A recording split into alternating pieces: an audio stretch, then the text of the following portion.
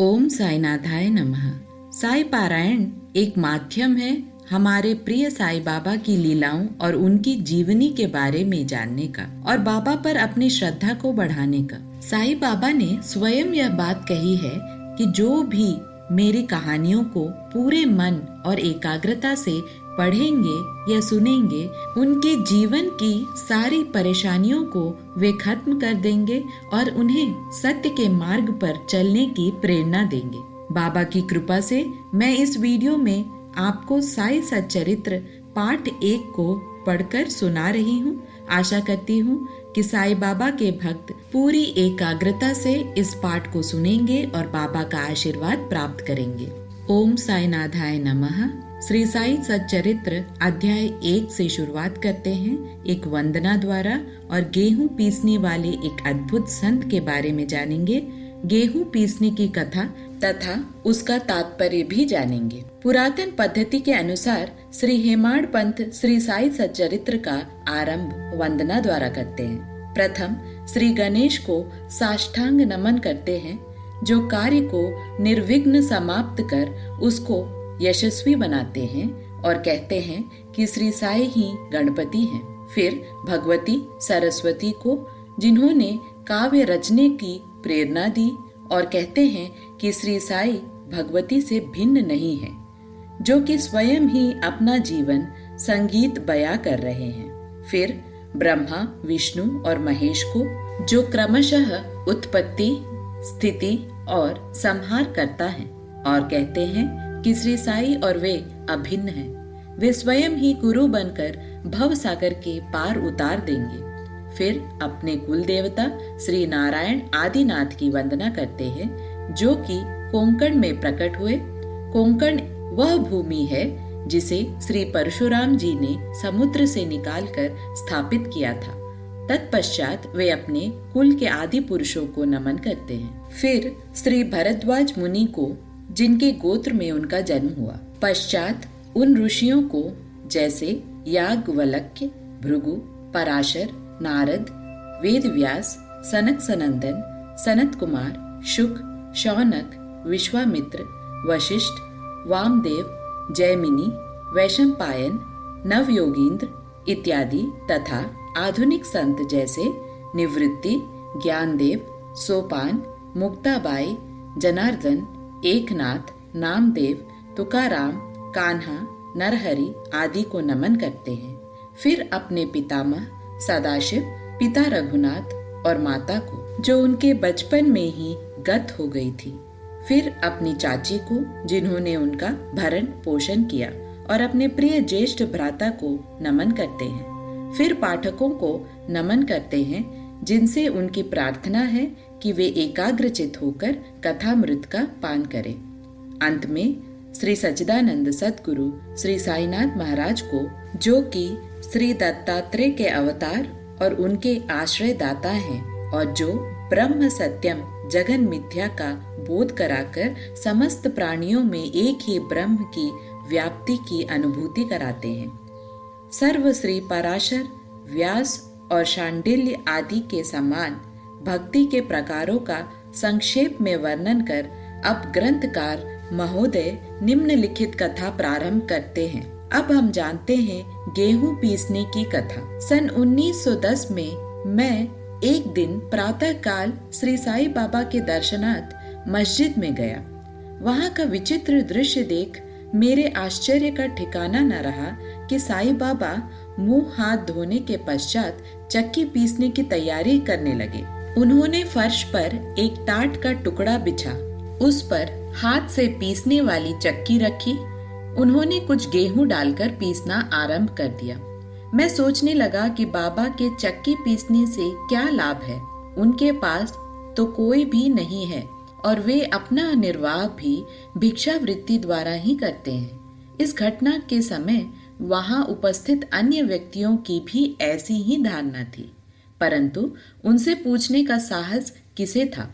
बाबा के चक्की पीसने का समाचार शीघ्र ही सारे गांव में फैल गया और उनकी यह विचित्र लीला देखने हेतु तत्काल ही नर नारियों की भीड़ मस्जिद की ओर दौड़ पड़ी। उनमें से 4 निडर स्त्रियां भीड़ को चीरते हुई ऊपर आई और बाबा को बलपूर्वक वहां से हटाकर उनके हाथ से चक्की का खूंटा छीनकर तथा उनकी लीलाओं का गायन करते हुए उन्होंने गेहूं पीसना प्रारंभ कर दिया। पहले तो बाबा क्रोधित हुए, परंतु फिर उनका भक्ति भाव देख वे शांत होकर मुस्कुराने लगे। पीसते पीसते उन स्त्रियों के मन में ऐसा विचार आया कि बाबा के ना तो घर द्वार हैं और ना इनके कोई बाल बच्चे हैं तथा ना कोई देख रेख करने वाला ही है। वे स्वयं भिक्षावृत्ति द्वारा ही अपना निर्वाह करते हैं, अतः उन्हें भोजनादि के लिए आटा की आवश्यकता ही क्या है। बाबा तो परम दयालु हैं। हो सकता है कि यह आटा वे हम सब लोगों में ही वितरण कर दे। इन्हीं विचारों में मग्न रहकर गीत गाते गाते ही उन्होंने सारा आटा पीस डाला। तब उन्होंने चक्की को हटाकर आटे को 4 समान भागों में विभक्त कर लिया और अपना अपना भाग लेकर वहां से जाने को उद्यत हुई। अभी तक शांत मुद्रा में निमग्न बाबा तत्क्षण ही क्रोधित हो उठे और उन्होंने अपशब्द कहने लगे, स्त्रियों, क्या तुम पागल हो गई हो? तुम किसके बाप का माल हड़प कर ले जा रही हो? क्या कोई कर्जदार का माल है जो इतनी आसानी से उठाकर लिए जा रही हो? अच्छा, अब एक काम करो कि इस आटे को ले जाकर गांव की सीमा पर बिखेर आओ। मैंने शिरडी वासियों से प्रश्न किया कि जो कुछ बाबा ने अभी किया है उसका यथार्थ में क्या तात्पर्य है। उन्होंने मुझे बतलाया कि गांव में हैजे का जोरों से प्रकोप है और उसके निवारणार्थ ही बाबा का यह उपचार है। अभी जो कुछ आपने पीसते देखा था वह गेहूं नहीं वरन हैजा है, जो पीस कर नष्ट कर दी गई है। इस घटना के पश्चात सचमुच हैजे की संक्रामकता शांत हो गई और ग्रामवासी सुखी हो गए। यह जानकर मेरी प्रसन्नता का परावर न रहा। मेरा कौतूहल जागृत हो गया। मैं स्वयं से प्रश्न करने लगा कि आटे और हैजे रोग का भौतिक तथा पारस्परिक क्या संबंध है? इसका सूत्र कैसे ज्ञात हो? घटना बुद्धि गम्य सी प्रतीत नहीं होती। अपने हृदय की संतुष्टि के हेतु इस मधुर लीला का मुझे 4 शब्दों में महत्व अवश्य प्रकट करना चाहिए। लीला पर चिंतन करते हुए मेरा हृदय प्रफुल्लित हो उठा और इस प्रकार बाबा का जीवन चरित्र लिखने के लिए मुझे प्रेरणा मिली। यह तो सब लोगों को विदित ही है कि यह कार्य बाबा की कृपा और शुभ आशीर्वाद से सफलता पूर्वक संपन्न हो गया।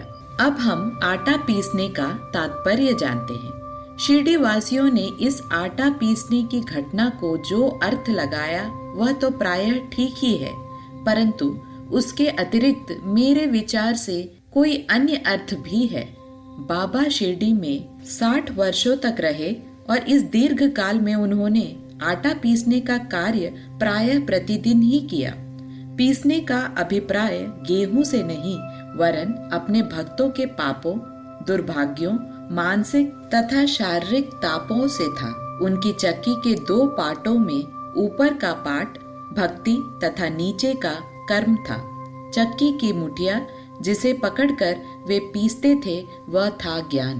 बाबा का दृढ़ विश्वास था कि जब तक मनुष्य के हृदय से प्रवृत्तियां, आसक्ति, घृणा तथा अहंकार नष्ट नहीं हो जाते, जिनका नष्ट होना अत्यंत दुष्कर है, तब तक ज्ञान तथा आत्मानुभूति संभव नहीं है। यह घटना कबीरदास जी की इसके तदनुरूप घटना की स्मृति दिलाती है। कबीरदास जी एक स्त्री को अनाज पीसते देखकर अपने गुरु निपट निरंजन से कहने लगे कि मैं इसलिए रुदन कर रहा हूँ कि जिस प्रकार अनाज चक्की में पीसा जाता है, उसी प्रकार मैं भी भव सागर रूपी चक्की में पीसे जाने की यातना का अनुभव कर रहा हूँ। उनके गुरु ने उत्तर दिया कि घबराओ नहीं, चक्की के केंद्र में जो ज्ञान रूपी दंड है उसी को दृढ़ता से पकड़ लो। जिस प्रकार तुम मुझे करते देख रहे हो उससे दूर मत जाओ, बस केंद्र की ओर ही अग्रसर होते जाओ और तब यह निश्चित है कि तुम इस भवसागर रूपी चक्की से अवश्य ही बच जाओगे। इसी के साथ अध्याय 1 साई सच्चरित्र समाप्त होता है। ओम साईनाथाय नमः।